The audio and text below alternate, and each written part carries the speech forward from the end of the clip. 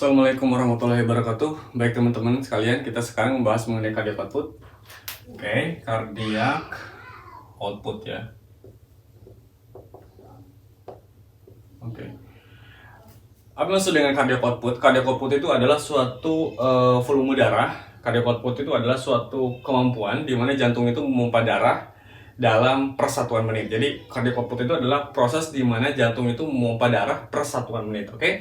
Dalam penghitungan cardiac output, teman-teman harus mengetahui rumus tertentu ya. Rumus dalam perhitungan cardiac output. Rumusnya adalah yaitu rumus untuk mengetahui perhitungan cardiac output itu adalah dengan mengetahui heart rate dikali stroke volume. SV itu adalah stroke volume. Heart rate dikali stroke volume. Di mana heart rate itu nama lainnya adalah nadi, di mana stroke volume itu nama lainnya itu tidak nama lain, maksudnya itu stroke volume itu adalah denyutan, adalah volume darah yang dikeluarkan atau yang diinjeksikan oleh jantung per sekali denyutan. Itu maksud dengan stroke volume. Oke. Jadi untuk heart rate satuannya itu adalah BPM, beat per menit. Oke, sedangkan untuk stroke volume satuannya itu adalah mililiter per BPM ya. Mililiter per BPM atau beat per menit. Jadi kalau misalkan heart rate itu adalah beat per menit ataupun kali per menit, tapi kalau misalkan untuk stroke volume itu mililiter per beat ya, per sekali denyutan. Itu stroke volume. Oke. Nah, untuk cardiac output dia rumusnya itu adalah bukan rumus, dia satuannya itu adalah mililiter atau liter ya, mililiter atau liter. Nah, untuk mengetahui berapa cardiac output manusia dewasa, biasanya kita ketahui dari rata-rata heart rate dan rata-rata dari stroke volume. Biasanya rata-rata heart rate dewasa, orang-orang dewasa itu sekitar 70 kali per menit atau 70 beat per menit ya, 70 kali per menit. Dan untuk stroke volume rata-ratanya itu adalah sekitar 70 mili per sekali denyutan ya, per kali denyutan atau per beat per menit atau per beat begitu ya, per BPM. Nah, untuk berarti kalau misalkan kalau kayak gitu berapa cardiac output yang dihasilkan? Cardiac output yang dihasilkan itu adalah 4.900 ya.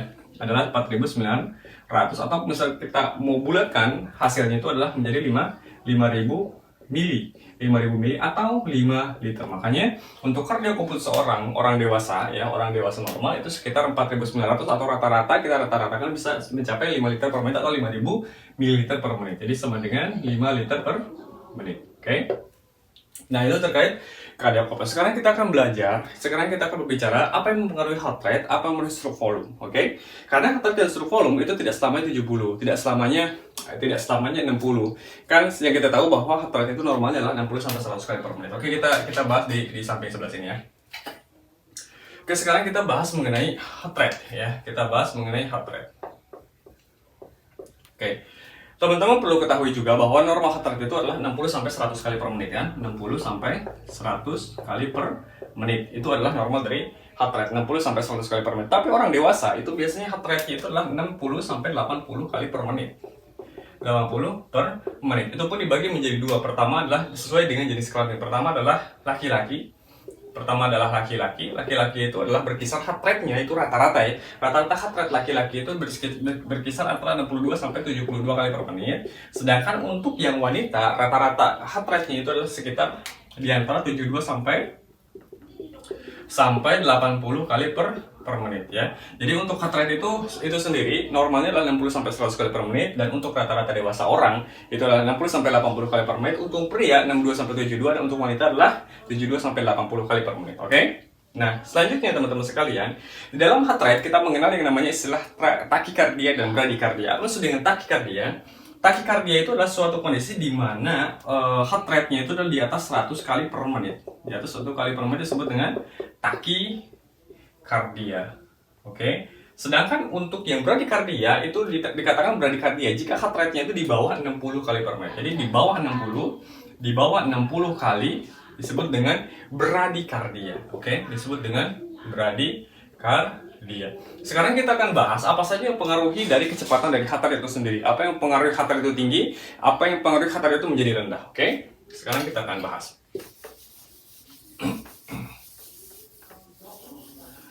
Oke, teman-teman sekalian, heart rate itu dipengaruhi oleh beberapa komponen atau beberapa zat dan beberapa proses fisiologis dalam tubuh manusia ya.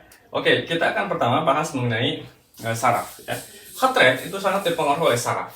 Oke, saraf apa yang mempengaruhi dari heart rate? Salah satunya adalah saraf simpatis. Oke. Oke, salah satunya adalah saraf simpatis. Kenapa saraf simpatis mempengaruhi heart rate? Karena saraf simpatis itu dapat merangsang suatu neurotransmitter yang dinamakan apa? Yang dinamakan epinefrin dan norepinefrin. Oke, epinefrin dan norepinefrin. Di mana epinefrin dan norepinefrin salah satunya adalah dikeluarkan di kelenjar adrenal yang ada di ginjal. Oke, epinefrin dan norepinefrin akan apa fungsi dari epinefrin dan norepinefrin? Dia itu akan berikatan, ya, akan berikatan dengan reseptor beta adrenergic 1. Ya, dia akan berikatan dengan beta 1 adrenergic reseptor.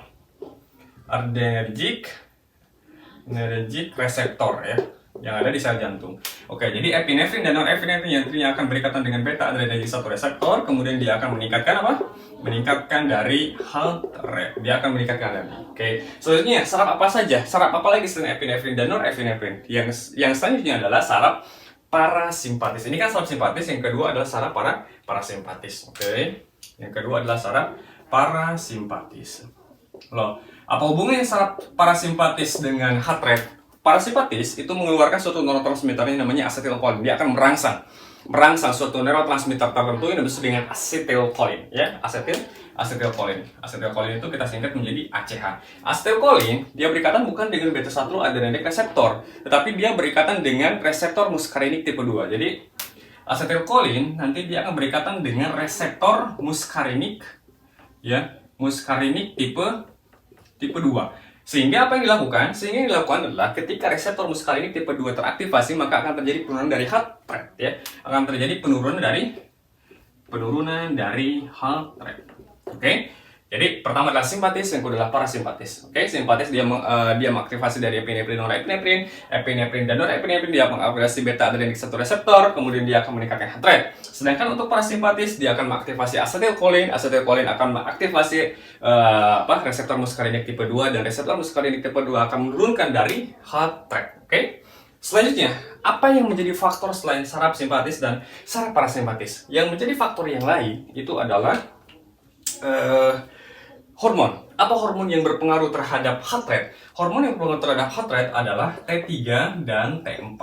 T3 dan T4. Hormon apa ini? Ini adalah hormon tiroid, triioditironin dan tetraioditironin. Oke? T3 dan T4 adalah triioditironin dan T4 adalah Triioditironin dan T4 adalah tetraioditironin ataupun hormon-hormon tiroid.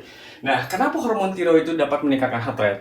Karena dengan hormon tiroid keluar, T3 dan T4 keluar, maka akan terjadi peningkatan basal metabolic rate, BMR. Basal metabolic rate itu akan ketika naik dia akan breakdown berbagai substansi yang diperlukan untuk membakar pembakaran dalam siklus Krebs sehingga dia menghasilkan banyak energi. Ketika banyak energi terkumpul, maka dia akan meningkatkan heart rate. Oke? Jadi heart rate itu naik dikarenakan salah satunya adalah T3 dan T4. Oke. Selain itu, ada ion-ion yang berpengaruh terhadap peningkatan heart rate. Apa saja ionnya? Salah satunya adalah ion kalsium. Oke? Ion kalsium. Kenapa ion kalsium dapat meningkatkan heart rate? Karena ion kalsium nanti akan mengaktifkan depolarisasi dari siklik AMP yang ada di sel. Oke? Dia akan mengaktifkan secara besar-besaran siklik AMP yang ada di sel. Sehingga dia ketika ion kalsium naik, maka akan terjadi peningkatan siklik AMP dan dia akan terjadi peningkatan heart rate. Begitupun dengan penurunan kalsium, maka dia akan menurunkan dari heart rate. Yang terakhir itu adalah kalium. Yang terakhir adalah kalium. Oke. Yang terakhir adalah kalium. Oke, kalium. Kenapa kalium dapat meningkatkan atau dapat menurunkan heart rate? Oke, yang terakhir adalah kalium. Kalium, kalau misalkan teman-teman pernah mendengar istilah dari hiperkalemia, di mana hiperkalemia itu adalah hiper banyak, kali itu adalah kalium, mia itu adalah darah. Jadi hiperkalemia itu adalah banyaknya kalium dalam darah. Kalau misalkan saya contohkan seperti ini teman-teman sekalian, ini adalah sebuah sel. Ini adalah sebuah sel di mana sel itu banyak terdapat sekali kalium di dalamnya, di dalam intrasel, sedangkan di ekstrasel, contohnya di di intravaskuler, di pembuluh darah, ketika terjadi hiperkalemia, kaliumnya terlalu banyak di pembuluh darah, maka akan terjadi perbedaan gradien antara sel dengan pembuluh darah. Akibatnya apa? Akibatnya kalium akan keluar menuju pembuluh darah sehingga kalium yang ada di sel itu semakin sedikit. Maka resiko yang paling tinggi yang ditimbulkan dari kalium yang sedikit di dalam sel dan kalium yang banyak di dalam pembuluh darah adalah cardiac arrest ataupun henti jantung. Oke? Maka kalium kalau misalkan dia meningkat akan terjadi penurunan dari heart rate. Oke? Penurunan dari heart rate. Oke. Jadi kalau misalkan saya simpulkan teman-teman sekalian, sampai sini dulu. Maka kalau misalkan saraf simpatis, jadi gini, siapapun yang dapat meningkatkan kecepatan dari heart rate itu disebut dengan chronotropik. Jadi apapun bentuknya yang dapat meningkatkan kecepatan atau menurunkan kecepatan di heart rate disebut dengan chronotropik. Kalau misalkan simpatis, epinefrin dan norepinefrin neurotransmitternya, maka dia akan bersifat positif. Kenapa positif? Karena dia meningkatkan heart rate, maka disebut dengan positif chronotropic agent. Kalau misalkan saya tulis disebut dengan positif, ya, positif chronotropic agent. Oke, positif chronotropic agent. Nah, maka ini adalah simpatis dan epinefrin adalah positif chronotropic agent. Nah, 3 dan 4 apa tadi? Meningkatkan heart rate. Kalau meningkatkan heart rate berarti positif chronotropic agent. Peningkatan kalsium, positif chronotropic agent. Penurunan kalsium, negatif chronotropic agent. Asetilkolin, negatif chronotropic agent karena dia menurunkan heart rate.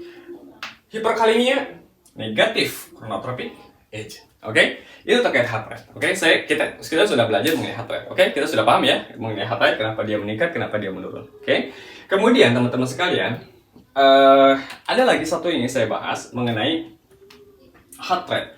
Mengenai heart rate, sebetulnya ini adalah hubungannya dengan kontraktilitas, tapi nggak apa, kita bahas di sekarang ya.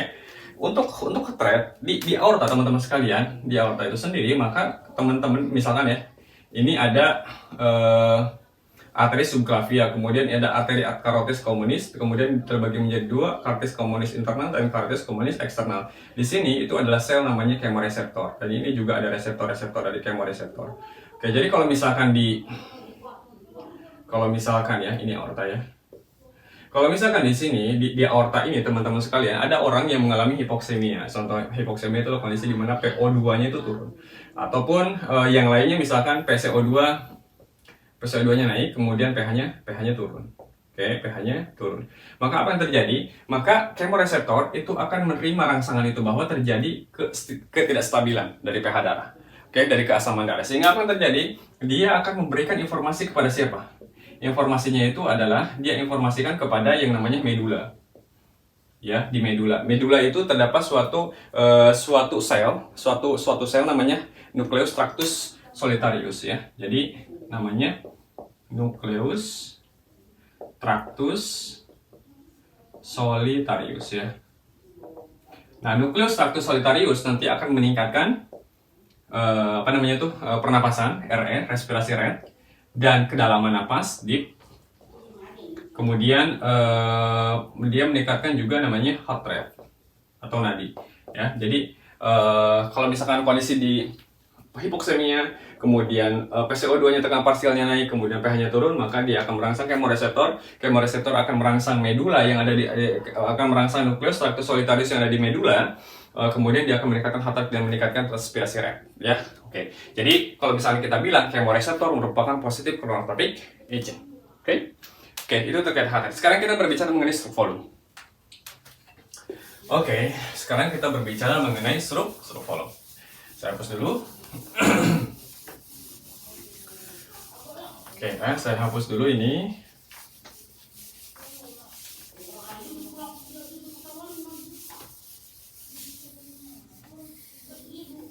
Oke. Untuk pembahasan mengenai stroke volume, saya akan bahas juga di sini. Ini kita sekarang bahas mengenai stroke volume. Apa itu stroke volume? Stroke volume itu adalah suatu kondisi di mana darah yang dipompakan setiap kali denyutan jantung itu dimaksud dengan stroke volume. Oke, seperti yang saya bilang tadi bahwa stroke volume itu dia memiliki rata-rata orang dewasa itu adalah sekitar 70, ya, ada sekitar 70. Oke, stroke volume itu dipengaruhi oleh 2 hal. Apa yang 2 hal itu? Yang pertama itu adalah end diastolic volume, yang kedua itu adalah end systolic volume. End systolic volume, end diastolic volume dan end systolic volume. Oke, saya contohkan seperti ini teman-teman sekalian. Kalau misalkan ada darah yang masuk ke dalam jantung melalui vena cava superior, kemudian melalui vena cava inferior, melalui sinus coronareus, melalui foramina venarum minimae, kemudian dia masuk ke dalam atrium kanan, kemudian dia mengalir fasit 70-80%, sisanya dia kontraksikan menuju ventricle kanan. maka darah tersebut akan diisi di ventrikel kanan. Kemudian ada darah juga yang masuk melalui vena pulmonalis kanan dan kiri. Dia masuk dalam atrium kiri. Di atrium kiri dia akan mengelevasi 70-80%. Dia akan kontraksikan sisanya menuju ke ventrikel kiri sehingga darah ada di ventrikel kiri sekarang. Nah, ketika darah ada di ventrikel kiri, ya sebelum dia melakukan kontraksi, dan ketika dia kontraksikan semua darah itu, maka itu disebut dengan end diastolic volume. End diastolic volume berapa angkanya? Biasanya end diastolic volume rata-rata 120 sampai 150 mili. Tapi biasanya orang dewasa itu rata-rata normal itu adalah 120 mili. 120 mili. Oke? Nah, apa sih dengan end systolic volume? End systolic volume seperti ini, teman-teman sekalian. Darah diejeksikan kan? Darah diejeksikan, semuanya diejeksikan. Brut. Nah, ternyata ada darah yang tersisa di ventrikel, kedua ventrikel. Ternyata ada darah yang tersisa di kedua ventrikel. Taruhlah seperti ini. Sisanya tuh misalkan segini lah ya. Sisanya segini. Nah, sisanya seperti ini. Nah, sisa dari kontraksi dari kedua ventrikel disebut dengan end systolic volume. Berapa end systolic volume rata-rata orang dewasa? Itu adalah sekitar 50 mili. 50 mili. Maka kalau misalkan kita kurangi 120 dikurangi 50 berapa? 70 mili. Makanya kenapa stroke volume orang rata-rata dewasa normal itu 70 mili per beat per menit. Oke? Per beat per menit. Nah, ini hasilnya kenapa 70? Karena dari EDP 120 mili dikurangi SPN systolic volume 50. Jadi EDP itu adalah end diastolic volume dan ESP itu adalah end systolic volume. Oke? Oke, nice. Sekarang stroke volume kita sudah bahas. Sekarang apa saja yang mempengaruhi dari stroke volume itu sendiri, teman-teman sekalian? Oke, selain EDP dan ESP. Jadi faktor-faktor yang mempengaruhi stroke volume, faktor-faktor yang mempengaruhi dari kekuatan dari peningkatan stroke volume atau penuh stroke volume itu ada 3. Pertama adalah apa? Kita bahas. Pertama itu adalah prelude, ya. Pertama itu adalah prelude. Yang kedua itu apa? Yang kedua itu adalah kontraktilitas. Yang kedua adalah kontraktilitas. Yang ketiga itu apa? Yang ketiga itu adalah afterload. Yang ketiga adalah afterload. Afterload. Oke, sekarang kita berbicara mengenai prelude ya. Kita berbicara mengenai prelude. Apa itu prelude? Prelude itu adalah regangan. Prelude itu adalah regangan ya. Regangan. Jadi semakin besar regangan, maka akan semakin end diastolic volume. Ataupun semakin banyak end diastolic volume, maka akan semakin banyak regangan. Jadi regangan otot jantung itu disebut dengan prelude. Regangan ventrikel sebelum dia ejeksi, sebelum dia kontraksi, maka disebut dengan prelude, teman-teman sekalian. Apa yang mempengaruhi regangan ini? Apa yang mengaruhi prelude ini? Yang pengaruh regangan ini salah satunya adalah peningkatan dari end diastolic volume. Jadi kalau misalkan darah atau volume darah yang akan diejeksikan itu banyak, maka akan terjadi peningkatan regangan dong. Karena peningkatan regangan maka akan terjadi peningkatan prelude dong. Betul. Oke. Selanjutnya apa? Waktu pengisian, ya. Waktu pengisian. Maksud waktu pengisian itu apa? Jadi semakin lama waktu pengisian ventrikel kanan atau ventrikel kiri, maka semakin banyak regangan yang terjadi, benar? Semakin sedikit waktu pengisian dalam darah di ventrikel kanan, ventrikel kiri, maka akan semakin sedikit regangan juga. Oke, semakin sedikit dari contoh. Kalau misalkan ada orang yang heart rate-nya di atas 100, misalkan 120, maka sekali dia nggak butuh banyak waktu, dia pompa jebret, kemudian dia ngisi lagi, pompa lagi jebret. Nah, kalau misalkan itu kan terlalu cepat pengisiannya. Tapi kalau misalkan dia lambat, kayak normalnya adalah 70, dia ngisi dulu, jebret, kemudian ngisi lagi, ada waktu kan, jebret lagi. Nah, itu disebut dengan pengisian. Jadi semakin lama pengisiannya itu, maka semakin meningkatkan prelude. Oke? Waktu pengisian. Misalkan peningkatan waktu pengisian. Oke? Selanjutnya adalah venous return. Venous return. Apa itu venous return? Venous return itu adalah kembalinya darah melalui vena. Jadi semakin tinggi kembalinya darah melalui vena itu, maka semakin meningkatkan dari prelude. Semakin rendah kembali dari darah dari vena itu akan semakin menurunkan prelude. Ya, venous return itu sebetulnya kenapa dia bisa tinggi? Banyak teman-teman sekalian faktornya. Misalkan ini adalah pembuluh darah, ya. Ini adalah pembuluh darah vena, di mana pembuluh darah vena itu adalah pembuluh darah yang low pressure ataupun tekanan darahnya yang tekanannya itu rendah, ya, tekanannya itu rendah. Oke. Nah, teman-teman sekalian, di antara pembuluh darah itu ada namanya smooth muscle ataupun otot-otot polos. Dimana ketika otot polos berkontraksi, maka dia akan terjadi penyemburan darah melewati vena menuju ke jantung. Berarti cepat kan? Nah, itu disebut dengan peningkatan atau pemerasan dari otot polos. Jadi venous flatten juga mempengaruhi terjadinya peningkatan preload. Oke. Selain itu juga ada yang namanya ketika kita bernapas, tarik napas seperti ini teman-teman sekalian, maka akan terjadi pendekatan dari abdominal cavity. Jadi abdominal cavity tekanannya menjadi tinggi, kemudian thoracal cavity pressure itu jadi rendah, maka akan terjadi peningkatan juga pumping. Jadi maka disebut dengan respiratory pumping.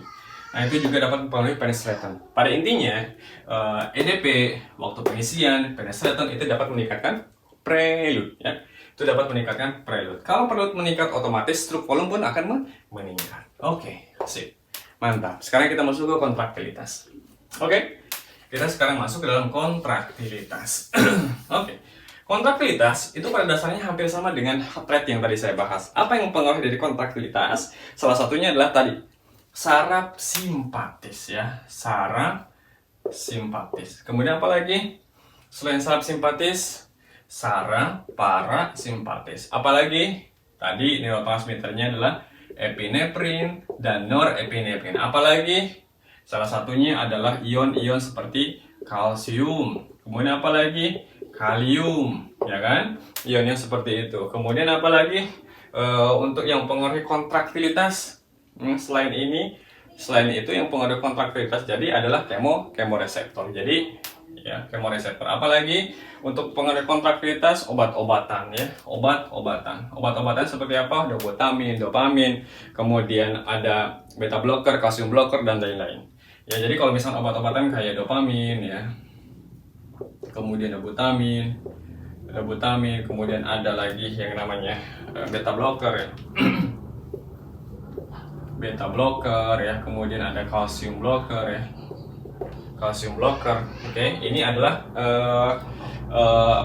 zat-zat yang dapat mempengaruhi ataupun fisiologis ataupun obat yang dapat mempengaruhi kontraktilitas. Oke. Jadi teman-teman sekalian, kuncinya adalah seperti ini. Siapapun yang dapat meningkatkan atau menurunkan kontraktilitas disebut dengan inotropik. Jadi siapapun yang dapat meningkatkan atau menurunkan kontraktilitas, ya, bukan kecepatan heart rate kayak tadi, ya. Ini kontraktilitas, maka itu disebut dengan inotropik. Jadi kalau misalkan epinefrin dan norepinefrin simpatis, epinefrin, norepinefrin disebut dengan apa? Positif inotropic agent. Epinefrin, norepinefrin positif inotropic agent. Parasimpatis negatif inotropic agent, karena kan dia menurunkan kontraktilitas. Kalsium, kalau misalkan dia tinggi kalsium, positif inotropic agent. Kalau misalkan dia tinggi kalium, negatif inotropic agent. Kalau tadi kan positif chronotropik karena di kecepatan. Kalau ini kontraktilitas adalah inotropik. Dopamin, butamin akan apa? Disebutnya positif inotropic agent. Kemudian beta blocker, kalsium blocker, negatif inotropic agent karena dia menginhibit beta blocker, beta adrenergic receptor, dan dia menginhibit kalsium untuk masuk ke dalam sel, ya, obat-obat ini, sehingga dia disebut dengan negatif inotropic agent. Oke. Yang terakhir afterload. Apa itu afterload? Afterload itu adalah tahanan ketika jantung mengalami kontraksi. Jadi kalau misalkan ada sesuatu di pembuluh darah, misalnya di pembuluh darah ini adalah ada plak, misalkan ada plak sini, maka harusnya ini arteri, ya, ini arteri. Ini harusnya darah itu kan lancar, tapi karena ada plak maka dia ada tahanan. Oke? Ataupun misalkan di sini mengalami stenosis, ya, stenosis.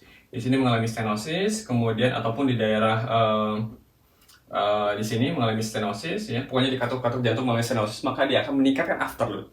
Oke, seperti itu teman-teman sekalian. Nah, untuk afterload itu sendiri, kalau misalkan afterloadnya meningkat, kekuatan hambatannya itu meningkat, maka otomatis stroke volume akan turun, kebalik. Tapi kalau misalkan yang dua ini, semakin tinggi prelude,